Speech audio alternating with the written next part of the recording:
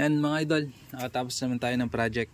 So ito yung project KR na pinagawa sa atin. So napakaraming custom parts nito na ginawa. Tapos ito yung pinakamahirap.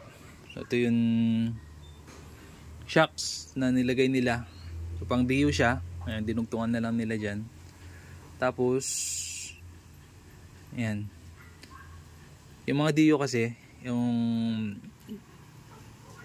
caliper saka disc nya nasa kabila, kaliwete. So gusto nun may-ari nitong KR gawing kanan. Ito, kaya nakalabas yung GBL nya. So Showa siya, black. Ang ordinary lang nito, ito yung gold Showa. Kaya dapat na ganyan yan. Yung GBL nya dapat nakatago sa loob, pero ginawang kanan, so nakalabas na. Mas mahirap siyang gawan ng bracket. Ayan,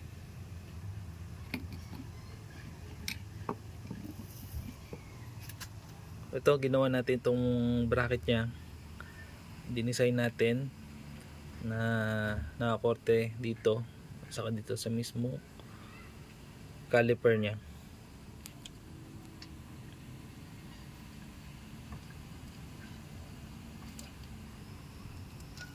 Yan, tayo nag-design, tapos tayo na rin ang nag-CNC.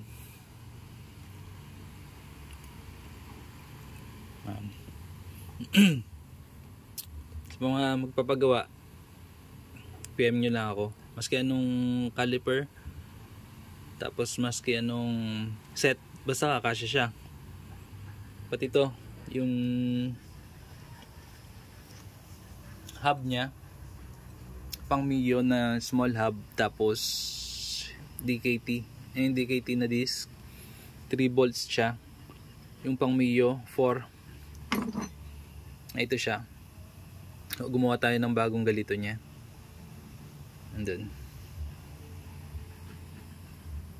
Yan. So kung magpapagawa lang po, mas mataas ang price nya kasi sa mga mass produced na mga parts. So yung mass produced kasi napapababa nila yung price nila kasi by thousands yung ginagawa nila. Tayo isa-isa lang. So halimbawa to, siya lang yung may galito. Kung may magpapagawa man sa akin ng galito ulit na set, iba na naman yung design.